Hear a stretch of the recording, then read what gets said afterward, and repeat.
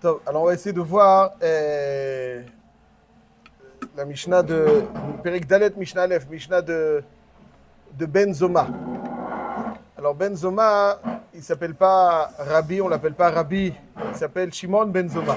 On l'appelle pas Rabbi Shimon Ben Zoma parce que malheureusement il est niftar très jeune et que il n'a pas pu obtenir la smicha qui lui donnerait le statut de Rabbi. Donc on l'appelle Ben Zoma. Mais Chachamim sont toujours très très élogieux à son égard. Il y a marqué dans Masechet Brachot, Daf Nun Zayin Amud Bet, Aroé Ben Zoma Bachalom Yitzpe le Chochma. C'est-à-dire celui qui rencontre Ben Zoma dans son rêve, qui le voit, alors c'est un signe pour lui de Chochma. Il peut donc Ben Zoma, c'est le symbole de la Chochma. On retrouve Ben Zoma, il était brillant dans la façon d'être Doresh le Psukim. L'une de ses drachot les plus connues, c'est celle de la Gada de Pessah. אמר רבי אלעזר בן עזריה, הרי אני כבן 70 שנה ולא זכיתי שתאמר יציאת מצרים בלילות עד שדרשה בן זומה למען תזכור את יום צאתך מארץ מצרים כל ימי חייך ימים כל ימי חייך להביא הלילות. Donc כל ימי חייך להביא הלילות יחיו דזכירת יציאת מצרים. Ben Zoma, donc c'est le symbole de la sagesse. D'ailleurs, on ne peut parler de Ben Zoma, évidemment il fait partie de ceux qui sont entrés dans le Pardès. Et ceci étant dit, c'est celui aussi qui était très à cheval sur la Karatatov, dans Daf Nun Chet Amud Aleph, dans Masechet Brachot, dit Ben Zoma, Oreach Tov Ma Omer. C'est-à-dire qu'en fait, on a deux personnes qui peuvent être invitées à la même table. Il y en a un qui va ressortir en faisant l'éloge du Balabait, en disant, regarde à quel point il s'est dévoué pour moi, à quel point donc il m'a donné un bon couscous, un bon vin, un bon dessert. Il fera l'éloge du Balabait. Oreach Rama ou Omer, Kol ma shetarach Balabait lo tarach ela bijvil ishto ubanav. C'est-à-dire, qu'est-ce qu'il m'a donné? Qu'est-ce que j'ai mangé? Une boulette. Il a rajouté pour moi une boulette. Il a rien fait pour moi. Ça, c'est donc toujours deux façons de vivre les bienfaits qu'on nous offre. On peut les amoindrir ou on peut au contraire les vivre pleinement. Alors, celui qui veut vivre heureux, nous dit Ben Zoma, heureux, juste et heureux. Alors il va faire l'éloge du Balabait qu'il a invité. Alors que celui qui veut grogner, il peut toujours grogner. Quoi qu'on lui fasse, il grognera. Ben Zoma Omer, ici dans notre Mishnah, donc Ben Zoma qui est le symbole de la Chochma, de la Karatatov, il enseigne donc une Mishnah très célèbre, je pense très très basique dans la pensée juive. Il dit comme ça: Ezeu Chacham, alomed mikol adam, sheneemar, mikol melamda iskalti, ki edvotecha sihali. איזהו גיבור הכובש את יצרו, שנאמר טוב ירח אפיים מגיבור ומושל ברוחו מלוכד העיר. איזהו עשיר השמח בחלקו, שנאמר הגיע כפיך כי תאכל, אשריך וטוב לך. אשריך בעולם הזה וטוב לך לעולם הבא. איזהו מכובד המכבד את הבריות, שנאמר כי מכבדי יכבד ובוזי יקלו. Mishnah dit comme ça, il vient définir les grandes qualités selon le judaïsme. Si on regarde dans le petit ou grand Larousse, qu'est-ce que c'est un chacham? Un homme sage. Alors je suis certain qu'il dit de la sagesse, un homme sage, ou la sagesse, celui qui a beaucoup de sagesse, que les beaucoup, il a beaucoup de connaissances. Ça, c'est un homme sage. C'est quoi un homme fort? Un homme fort, c'est un homme qui est fort. Il est fort. Il est fort. Ça veut dire quoi? C'est quoi un homme fort? Un homme fort, c'est un homme fort. Il peut être musclé, il peut être fort dans son tempérament, il peut être fort dans son corps, il peut être fort, il y a différentes forces. Il exerce donc une force. Il exerce de la force. C'est ça un homme fort. C'est quoi un homme riche? Un homme riche? C'est quoi un homme riche? Tout le monde sait ce que c'est un homme riche. Hein? Où est la question? C'est un homme riche, un homme riche, un homme riche, un homme qui a, Baruch Hashem, les poches pleines. Le compte en banque, non, peut-être qu'il a les poches vides, c'est le compte en banque qui est plein, il a peur de... C'est ça un homme riche. C'est quoi un homme honorable? C'est un homme qui reçoit les honneurs. Ça, c'est dans le Larousse. Ça, c'est dans la définition goy de la sagesse, dans la définition goy de la force, et la définition goy de la richesse, et la définition goy d'un être honorable. Ben Zoma vient nous dire, selon la Torah, c'est pas du tout comme ça. Un chacham, c'est pas celui qui forcément connaît beaucoup. C'est pas ça la définition d'un chacham. C'est quoi la définition d'un chacham? Alomed mikol adam, celui qui est prêt à apprendre de n'importe qui, mikol adam. Il apporte donc un pasouk dans Teilim Kuf Yutet, il dit mikol melamdai, hiskalti. Mikol melamdai, hiskalti. Dit David Amelech. David Amelech. Mikol melamdai. De toute personne, quel qu'il soit, quel que soit son âge, quel que soit son niveau, hiskalti. J'ai pu apprendre. Mikol melamdai hiskalti. Lama, pourquoi? Qui est votecha sihali. C'est-à-dire parce que ta Torah, elle était sicha, elle était sans arrêt mon thème de discussion. Autrement dit, ce qu'il nous dit ici Benzoma, c'est qu'un homme, le chidouche de Benzoma, et c'est donc le point commun dans toutes les définitions de Benzoma, c'est qu'un homme sage, c'est pas quelqu'un qui a de la sagesse, c'est un homme sage. Ça veut dire que toutes les qualités, selon la perception Goy, c'est des qualités qui sont extérieures à l'être, qui ne définissent pas forcément l'être. Quelqu'un, par exemple, qui connaît beaucoup, il connaît beaucoup, mais est-ce que c'est un être intelligent? Est-ce qu'il a est-ce qu'il possède de la sagesse ou il est sage? Est-ce que la sagesse est quelque chose d'extérieur à lui ou bien ça caractérise son être? Quelqu'un de riche, est-ce que alors la richesse, c'est pas extérieur à l'être. La richesse, elle doit faire partie de moi. Sinon, c'est pas une qualité. Un homme sage, c'est pas celui qui connaît beaucoup, qui a beaucoup de sagesse. Un homme sage, c'est un homme qui aime la sagesse.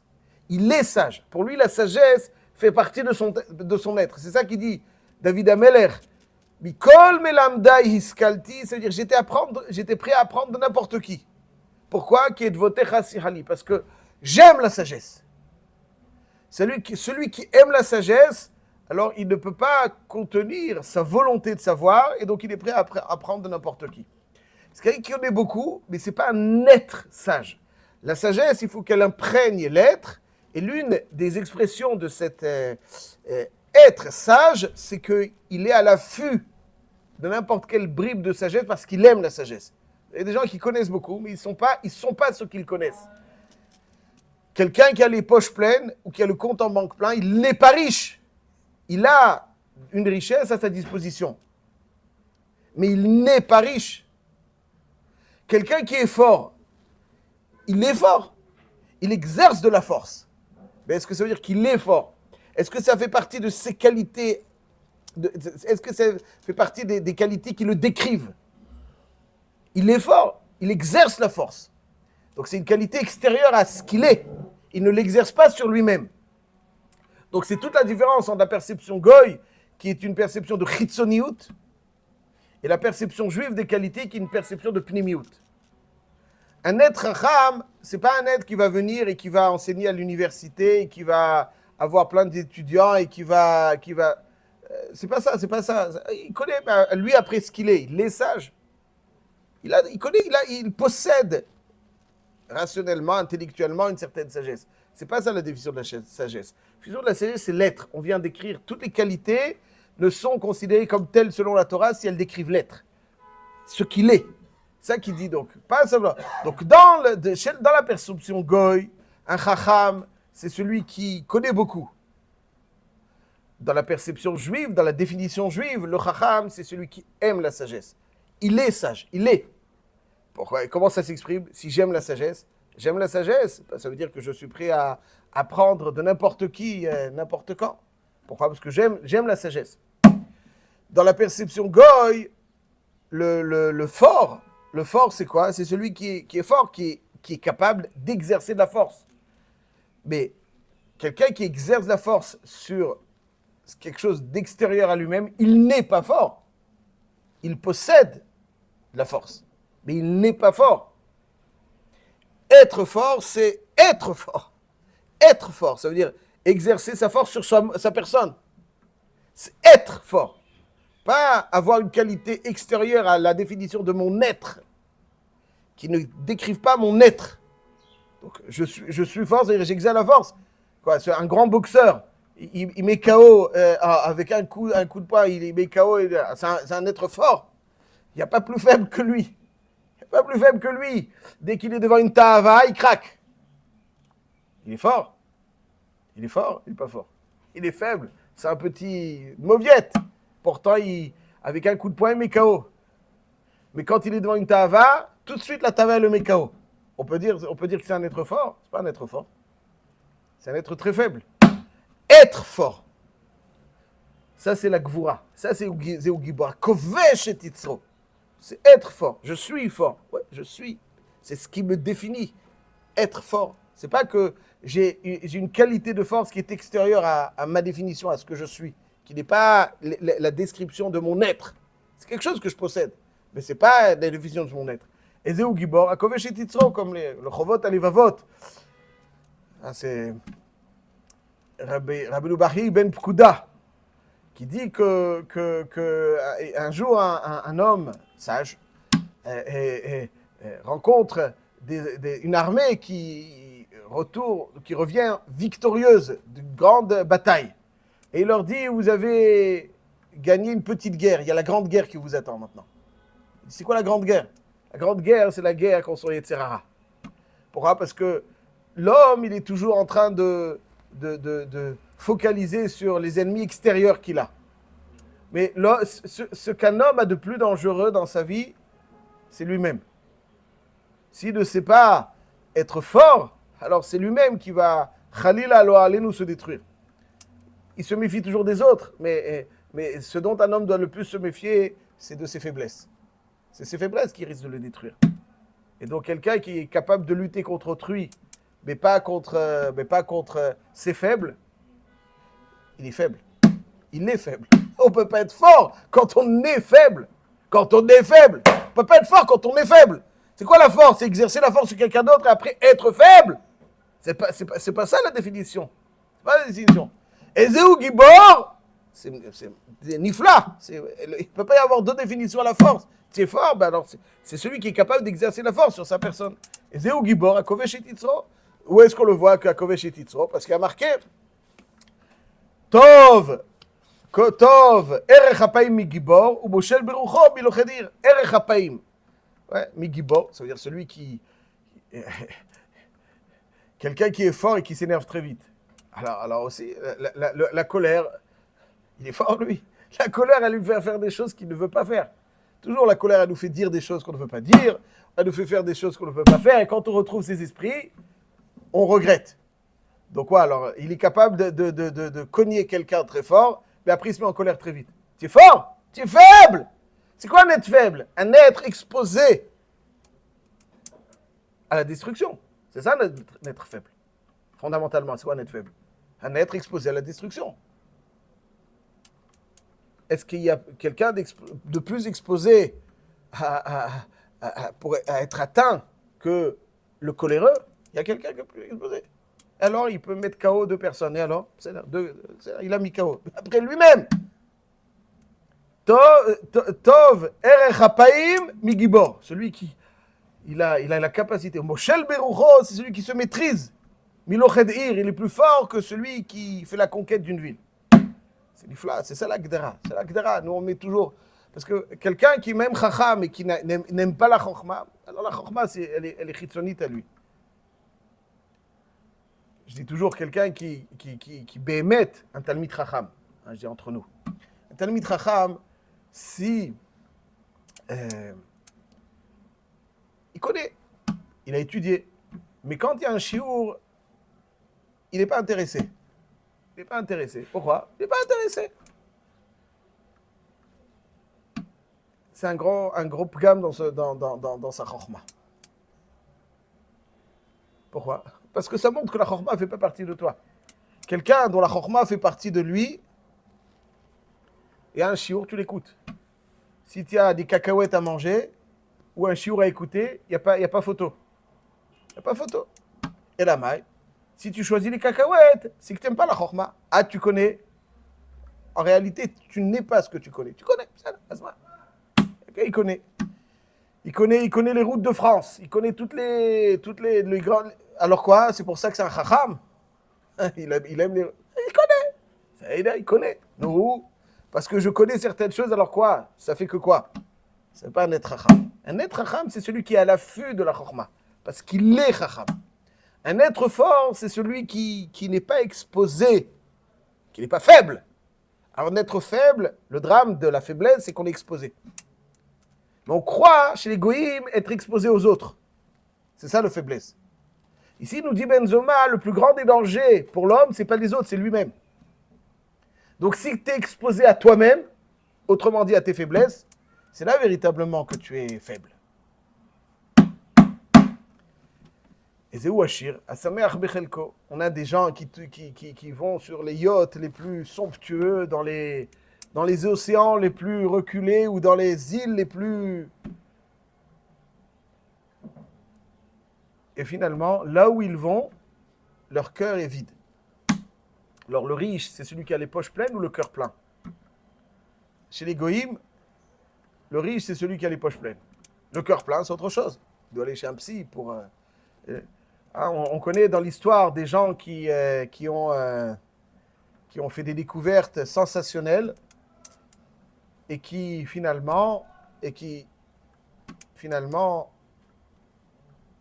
eux-mêmes regrettaient à la fin de leur vie à quel point il leur manquait. Ils étaient riches, mais ils étaient pauvres. Pauvre gars. Quelqu'un qui est pauvre, c'est quelqu'un qui est intérieurement vide. Intérieurement vide. Celui qui a les poches pleines, le cœur vide, c'est un pauvre gars. Pourquoi? Parce que la richesse est l'extérieur, elle n'est pas en lui. Et Zéou Achir, à Sameach Bechelko. Sameach Bechelko. Sameach, il est Sameach. Ah, il est heureux. Heureux de ce qu'il a. Parce que celui, en général, bien souvent, la quête insatiable de certaines choses est révélatrice d'une faim intérieure. Qu'on n'arrive pas. C'est un petit peu comme quelqu'un qui souffre émotionnellement, il mange beaucoup plus. Quelqu'un qui est nerveux, des fois, en période de stress, on mange plus. Pourquoi? Parce que si émotionnellement on est très plein, comme il y en a qui vont se nourrir d'amour et d'eau fraîche, alors il mange moins, parce qu'il est très plein. Mais s'il y a des périodes de stress, alors on essaie de combler cette faim émotionnelle en mangeant. Mais en réalité, ça ne correspond pas, mais c'est comme ça, c'est une façon de quelque part calmer cette faim. Alors j'ai le sentiment que quelqu'un qui est une quête donc insatiable après tout ce qu'il peut posséder, une boulimie. Il y en a qui sont boulimiques dans la nourriture, il y en a qui sont boulimiques dans les biens, dans les voitures, ils ont une boulimie. La boulimie, pour moi, c'est une évidence, c'est le fruit d'une carence de l'âme. Si tu as une carence de l'âme que tu essayes de réparer, alors elle se traduit par une boulimie. Mais si tu essaies vraiment de la réparer intérieurement, alors ben, tu es riche. C'est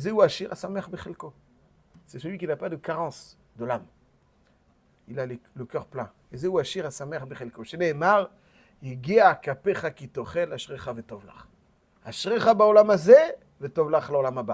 tu manges le fruit de ton labeur. Il y a des gens qui, en mangeant le fruit de leur labeur, ils n'ont pas la boulimie.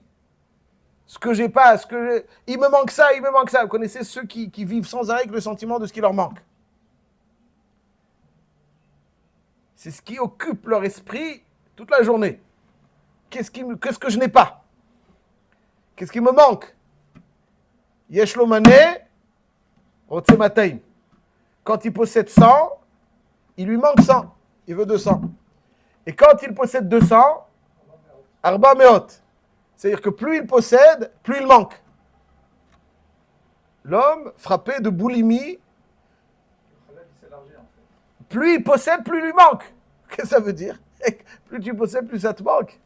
Et oui, pourquoi? Parce que l'appétit vient en mangeant. Et si tu te nourris de boulimie, alors plus quelqu'un y mange, plus il a faim, n'est-ce pas? Plus quelqu'un y mange, plus il a faim. Plus il s'habitue. C'est comme ça. C'est l'homme qui a le plus faim. Ça, c'est un riche. Il est sans arrêt en train de penser comment je vais acheter ça, comment je vais acheter ça. Ça, c'est un riche. Vivre dans le tourment constant, ça, c'est un riche. Pour les goïms, pas pour nous. Et c'est Ouachir, sa mère Bechelko. Tu es tellement rempli dans ton âme que, allez sa mère. Je suis content de mon épouse, je suis content de mes enfants, je suis content de ma voiture si je l'ai ou si je l'ai pas. Je suis content de mes amis, je suis content. Pourquoi? Parce que je suis au intérieur. Ça, c'est Zéouachir. Tu prends, tu consommes le fruit de ton labeur sans aller chercher. Non, il me manque ça, il me manque ça, il me manque ça. Rav Dessler, il dit que bien souvent, certaines choses, et beaucoup de choses plutôt, manquent à l'homme parce qu'il ne les a pas. Lorsqu'il les aura, ça ne revient rien combler. Il les veut parce qu'il ne les a pas. Et donc dès qu'il les a, il ne les veut plus. Pourquoi? Parce que le pshat, il y a un homme qui a la boulimie, dès qu'il a, c'est pas ça. Ça, c'est Ezeu Ashir à sa mère Bechelko. Ezeu Mechoubad. Amchabed et Tabriot. C'est quoi un Mechoubad? C'est quelqu'un qui reçoit les honneurs? Pas du tout. Pas du tout. Parce que des fois, vous avez des gars bidons, et je suis sympa, qui ont des honneurs, mais bidons. Pourquoi? Parce que vous savez pourquoi les gens ils honorent? Bien souvent parce qu'ils sont intéressés, parce que... Ils sont intéressés. Il y a certaines... Chacun, hein, moi je parle même de moi, à mon tout petit niveau, on a des cercles très proches et des cercles d'amis un peu moins... Alors, il y a des cercles qui, lorsqu'ils commencent à me faire des compliments, je me méfie tout de suite. Vous êtes flatté quand on vous fait un compliment? Je l'étais il y a 25 ans. Aujourd'hui, quand on commence à me faire un compliment, alors si c'est un cercle très proche, je sais que c'est des gens sincères, bien sûr, ça flatte, c'est gentil. Mais vous avez des cercles un peu plus loin. Qu'est-ce qu'il veut? Pourquoi lui me fait un compliment? Qu'est-ce qu'il veut? La première question que je demande, qu'est-ce qu'il a derrière la tête? C'est pour ça que les gens ils font les honneurs, bien souvent. Ils t'honorent parce que tu as de l'argent, parce que tu as des contacts dont ils veulent profiter. Ils t'honorent pour ce que tu es, rarement. Celui qui est digne des honneurs, c'est celui qui sait apprécier les autres. Celui qui sait donner les honneurs, c'est celui qui est l'être honorable. Parce que si je sais donner les honneurs, c'est que véritablement je suis rempli. Pourquoi quelqu'un il a du mal à honorer? Vous savez pourquoi il a du mal à honorer? Parce qu'il se sent inférieur à l'autre, à celui qui l'honore. C'est que tu es un gars bidon, un gars nul. Si c'est pas honorer ton entourage, si c'est pas l'honorer, c'est que tu es vide. C'est que tu es vide. Pourquoi tu ne sais pas honorer les gens? Parce que tu es vide. Parce que si tu l'honores, tu as l'impression que tu es inférieur à lui. C'est que tu es un gars bidon. Et c'est mechoubad. Ah, celui qui est mechoubad, celui... C'est quoi le kavod? Kavod, c'est quelqu'un de consistant. Kavod, c'est une lachon kaved. Quelqu'un de consistant. Comment on devine quelqu'un de consistant? Celui qui reçoit les honneurs? Mais pas du tout, c'est peut-être un gars bidon. Il y a des gdolé olam qui reçoivent, oui, les honneurs. Ouais, bon. Mais les honneurs, c'est pas pour eux, c'est pour nous, pour qu'on s'inspire d'eux. Mais quelqu'un, des fois, il reçoit les honneurs et c'est un gars vide. Comment on sait que quelqu'un il est digne d'honneur? Comment on sait qu'il est consistant? Quand il sait honorer les gens. Plus je suis consistant, plus j'ai confiance en ce que je suis, moins je vis dans les hazayot, comme on dit, dans les illusions totalement déconnectées de la réalité.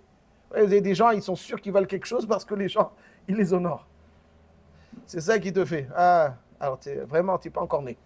Si tu penses que tu vaux quelque chose parce que les gens t'honorent, alors c'est vrai que ça fait plaisir, ça conforte, ça réconforte. Ouais, c'est vrai.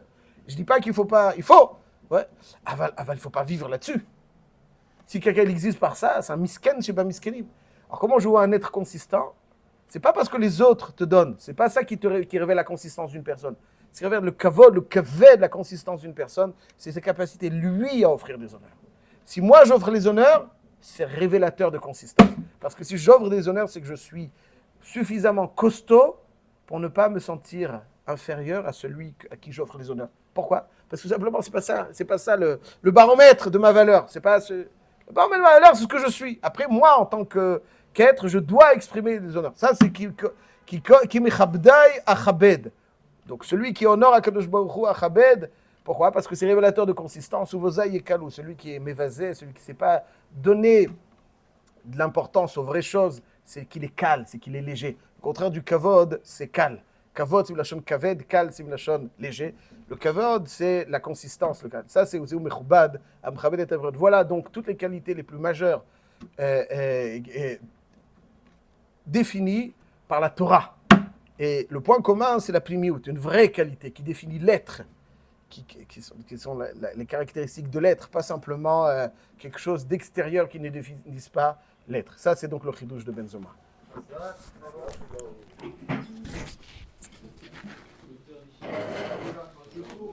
Ça va là-bas?